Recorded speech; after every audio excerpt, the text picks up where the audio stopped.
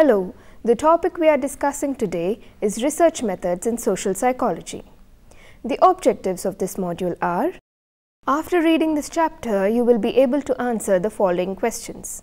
What are the different research methods in social psychology? What is archival research? And what is meta-analysis?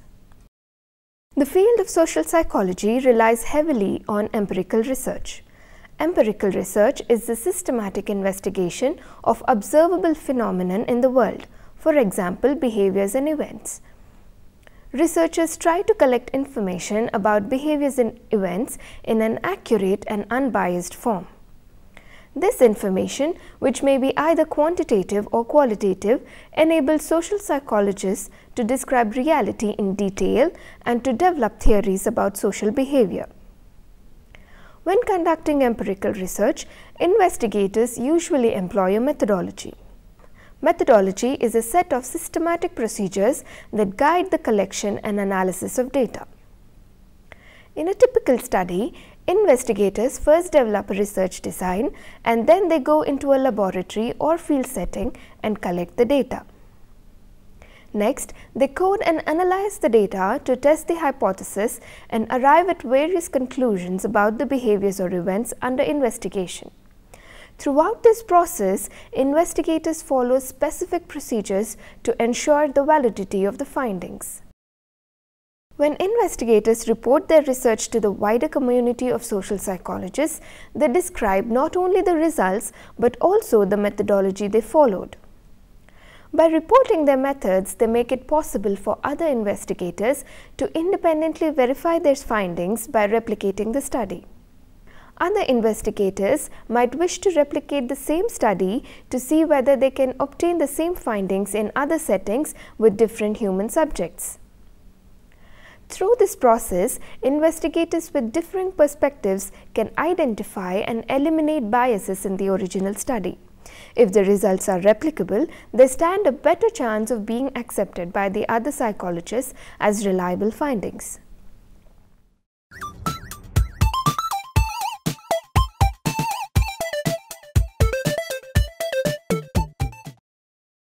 Although there are many ways of collecting data about social behavior, most social psychological studies use one or another of four main methods. The four main methods used in social psychological studies are surveys, naturalistic observation, archival research, and experiments. Let us look at the first method of surveys. A survey is a procedure for collecting information by asking members of some population a set of questions and recording their responses. The survey technique is very useful for identifying the average or typical response to a question as well as the distribution of responses within the population. It is also useful for identifying how groups of respondents differ from one another. So, what is the purpose of a survey? Investigators often conduct surveys to obtain self-reports from individuals about their own attributes, that is, their attitudes, behaviors, and experiences. Information of this type enables investigators to discover the distribution of attributes in the population and to determine whether a relationship exists between two or more attributes of interest. One form of survey is that the public opinion poll, which has become very common. Several organizations specialize in conducting surveys that measure the frequency and strength of favorable or unfavorable attitudes towards public issues, political figures, and candidates for office. These polls play a significant role in politics in few countries because their findings increasingly influence public policy and the positions taken by political figures. Investigators also often use surveys to obtain data about various social problems. For instance, government agencies and individual researchers have conducted surveys on pregnancy and use of contraception among teenagers and on alcohol and drug abuse. Information about the extent of such activities and the people involved in them is requisite to developing effective social policies. Finally, investigators often conduct surveys with the primary objective of making basic theoretical contributions to social psychology. For instance, many studies of socialization processes and outcomes like psychological well-being, discrimination and prejudice, attitude behavior relationship and collective behavior have used survey method. There are two basic types of surveys based on interviews and questionnaires. In an interview survey, a person serves as an interviewer and records the answers from the respondents. To ensure that each respondent in the study receives the same questions, the interviewer usually refers from an interview schedule. This interview schedule indicates the exact order and wording of questions in certain studies. However, the interviewer has the flexibility in determining the exact order and wording of the questions, but he or she is expected to make sure that certain topics are covered. One advantage of using interview is that the interviewer can adjust the questioning to the response of the respondent. That is, he or she can look for verbal or non-verbal signs if the respondent does not understand a question and can repeat or clarify the question if needed. In a questionnaire survey, the questions appear on a paper and the respondents read and answer them at their own pace. Therefore, no interviewer is present. But one advantage of questionnaires over interviews is that questionnaires cost less to administer. That is, the cost to conduct interviews is rather large as the interviewers need to be trained, and however, surveys using questionnaire method are very cost effective. The major disadvantage of questionnaires lies in the response rate, that is, the percentage of people contacted who actually complete the survey. Whereas an interview study can obtain response rates of 75 to 80% or more, mailed questionnaires rarely attain more than a 50% response rate. Because a high response rate is very desirable, this is a significant disadvantage for mailed questionnaires. A compromise between interviews and questionnaires is the telephone interview. A telephone interview uses a trained interviewer to ask the questions, but it sacrifices the visual feedback which is available in a face-to-face interview. This is the standard method used by public opinion polling organizations. It is cheaper than the face-to-face interview, although it typically involves a somewhat lower response rate. The researcher ensures that the measures they use have reliability and validity. Now let us look at how questions are phrased in a questionnaire. The phrasing of questions used in surveys require close attention by the investigator. Subtle differences in the form, wording and context of the survey questions can produce major differences in responses. First, the more precise and focused a question is, the greater will be its reliability and validity. If a question is expressed in vague, ambiguous, abstract or global terms, respondents may interpret it in different ways, and this in turn will produce uncontrolled variations in responses. A second consideration in formulating survey questions is that the exact choice of terms used. It is best to avoid jargon or specialized terminology unless one is interviewing a sample of specialists. Likewise, it is important to adjust questions to the educational and reading level of the respondents. A third consideration is the length of questions. Several studies have shown that questions of moderate length elicit more complete answers than very short questions. A fourth consideration is whether the topic under investigation is potentially a threatening or an embarrassing one. In general, threatening questions which require quantified answers are better asked by presenting a range of alternative answers than by asking a question requiring an exact number. Let us see how social psychologists measure attitudes. Perhaps the most common purpose of surveys is to measure people's attitudes towards some event, persons or objects. Because attitudes are mental states, they cannot be directly observed. The most direct way of finding out someone's attitude is to ask a direct question and record the person's answer. It is also the technique used by newspapers and television reporters. To make the process more systematic, social psychologists use several methods including the single item measures like Likert scales and semantic differential techniques. So what are the strengths of surveys? Than observational studies, surveys can provide an accurate and precise description of the characteristics of a specific population at a very moderate cost. Using measures that are reliable and valid, employing a sampling design that guarantees representativeness, and ensuring a high response rate, the survey can produce a clear portrait of the attitudes and social characteristics of a population.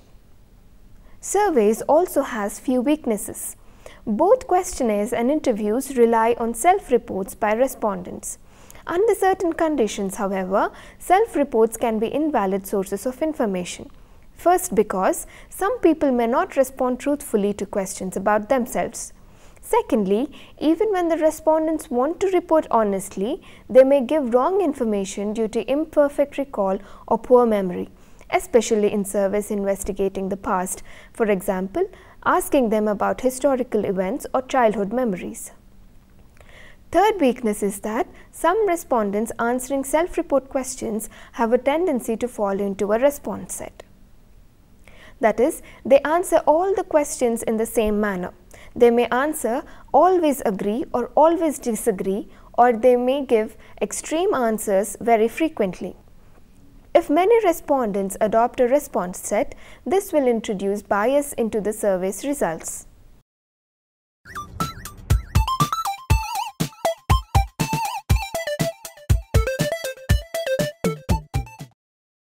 Observational research, often termed a field study, involves making systematic observations about behavior as it occurs naturally in everyday settings. Typically, the data are collected by one or more researchers who directly observe the activity of the people and record the information. Field studies have been used to investigate many forms of social behaviors in their natural settings. For instance, researchers have observed and recorded data about social interaction between judges and lawyers in the court, teachers and students in the classroom, between couples in informal settings. Field studies are usually less intrusive than surveys or experiments. A field study involves nothing more intrusive than recording an observation about the behavior of interest. Field study differs in how the observers collect and record information. In some studies, observers watch carefully while the phenomena of interest is occurring and then make notes about their observations from memory at a later point of time. The advantage of recording afterwards is that the observer is less likely to arouse curiosity, suspicion, or antagonism in the participants. In other studies, the observers may record field notes at the same time that they observe the behavior. For instance, in research on police-citizen encounters, trained observers coded the interaction as it occurred. Although taking notes in this manner could be potentially intrusive, it permits more details to be recorded and minimizes any distortion by selective memory on the part of the investigator.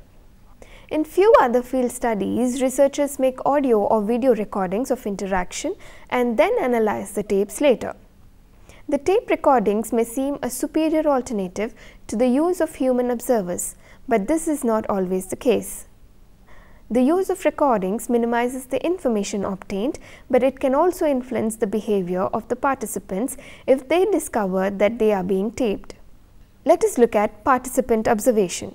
When the behavior of interest occurs in public settings such as restaurants, courtrooms, or retail stores, researchers can simply go to the settings and observe the actions directly. The researcher does not need to interact with the people being observed or reveal their identities. However, the behavior of interest is private or restricted in nature, observation becomes much more difficult. To investigate activities of this type, researchers occasionally use the technique of participant observation. In participant observation, members of the research team not only make systematic observations of others' behavior, but also interact with them and play an active role in the ongoing events. Frequently, the fact of being an active participant enables the investigators to approach freely and observe the behavior that otherwise would have been inaccessible. In participant observation, researchers usually do not engage in overt coding or any other activity that would disrupt the normal flow of interaction among the observed group. In some instances, they may even need to use an assumed identity lest their true identity as investigators disrupt the interaction. Field studies sometimes use unobtrusive measures, which are measurement techniques that do not intrude on the behavior under study and that avoid causing a reaction from the people whose behavior is being studied. For example, some unobtrusive measures rely on the physical evidence left behind by people after they have exited from the situation. One example is that the analysis of inventory records and bar bills to unobtrusively measure the alcohol consumption patterns at various clubs and bars. Like any other research method, field studies have both strengths and weaknesses. A major strength is that observational techniques allow researchers to study social activity in real-world settings. Careful observation can provide a wealth of information about behavior as it actually occurs in the natural settings. Weaknesses of field studies include their sensitivity to the specific recording methods used. Observations recorded after the fact are often less reliable and valid than those recorded on the spot or those based on audio and video taping. Furthermore, the validity of the observations may depend on the part of the identities that the investigators publicly project while making their observations. Validity may be destroyed if the researchers have been operating covertly and the subjects suddenly discover that they are being observed. In some cases, field investigators do not get informed consent from the people being observed prior to the collection of data. Permission for using the data is sought only after the behavior has been observed or the conversation has been tape recorded. Some people consider this as a serious drawback and object to the participant observation on ethical grounds. However, this concern has to be weighed against the fact that if the permission was sought in advance, the behavior under investigation might never occur or might take a different form.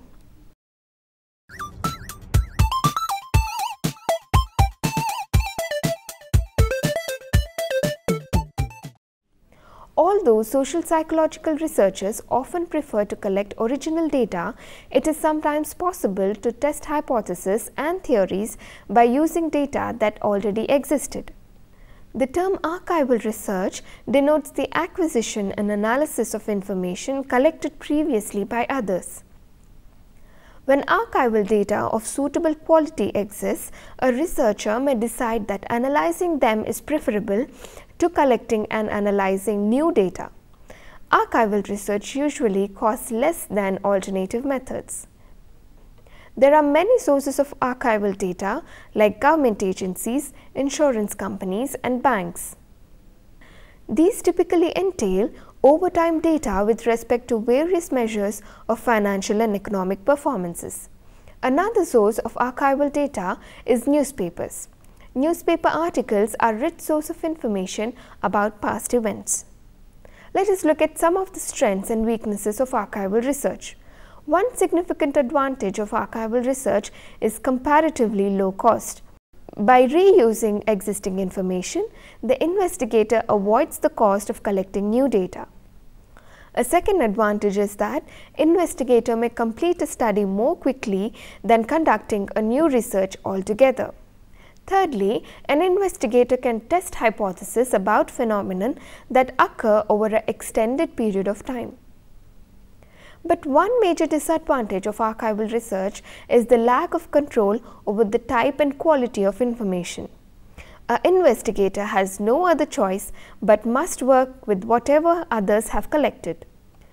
This may or may not include data on all variables the investigator wishes to study. Moreover, there may be doubts regarding the quality of the original research design or the procedures that have been followed for collecting the data. Another disadvantage is that some sets of records contain large amounts of inconsistent or missing information. Obviously, this will hinder the study and limit the validity of any findings.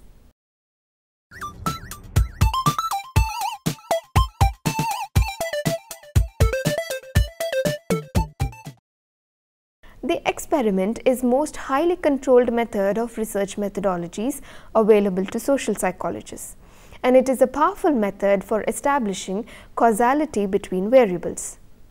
For a study to be a true experiment, it must have two specific characteristics. The researcher must manipulate one or more of the independent variables that are hypothesized to have a causal impact on the dependent variable of concern. The researcher must assign the participants randomly to the various treatments, that is, to different levels of each independent variable. Random assignment is desirable because it mitigates the effect of extraneous variables. Thus, random assignment enables the investigator to infer that any observed differences between the groups on the dependent variable are only due to the effect of independent variable and not due to extraneous variables. What is the difference between laboratory and field experiments? It is useful to distinguish because laboratory experiments are those conducted in a laboratory setting, where the investigator can control much of the participants' physical surroundings. This control enables the experimenter to measure and manipulate the independent variables. Field experiments, in contrast with laboratory experiments, are studies where investigators manipulate variables in natural and non-laboratory settings.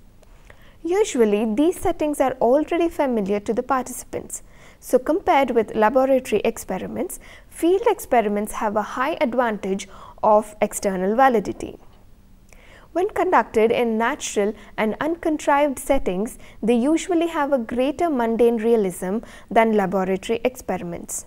Moreover, the participants in the field experiments may not be particularly conscious for their status as experimental subjects, a fact that reduces participants' reactivity.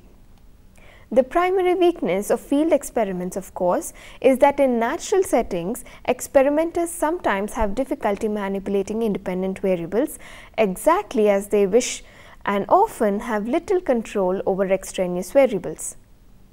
This means that the internal validity of field experiments is often lower when compared with laboratory experiments. However, the strength of experimental studies lies in the high level of internal validity.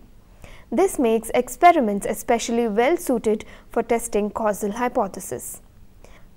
Field experiments, however, often surpass laboratory experiments with respect to external validity. Experiments have been used to test many causal hypotheses drawn from social exchange theory and cognitive theory. Hundreds of experiments have been conducted in an effort to identify the cause of racial and ethnic prejudice. One weakness of experimentation is that investigators cannot study many social phenomena by this method. Often, they lack the capacity to manipulate the independent variables of interest or to implement random assignment. Numerous ethical, financial, and practical considerations in everyday life restrict what investigators can manipulate experimentally.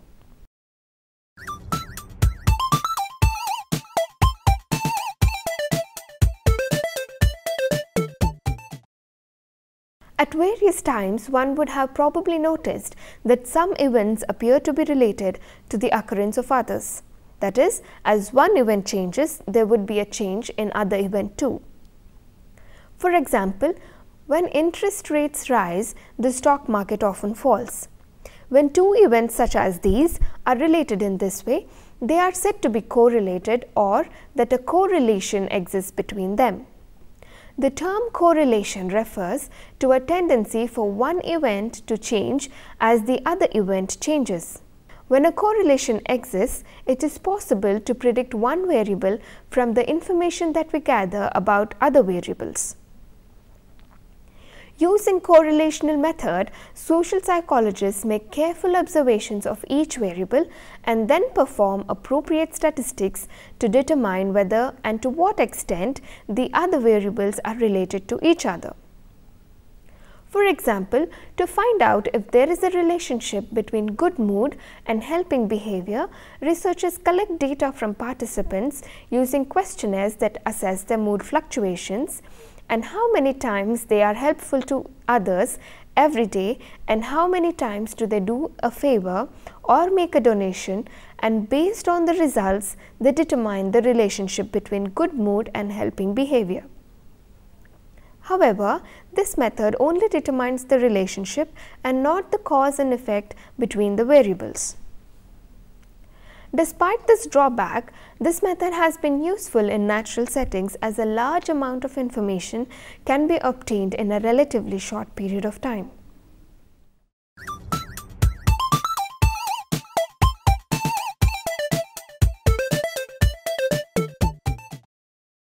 Social psychologists have conducted empirical research for almost a century. There have been dozens and sometimes hundreds of studies on a particular phenomena. Unfortunately, the results of different studies on a specific question do not always agree and have different perspectives. For instance, some studies show that contact with members of a group produces more positive attitudes.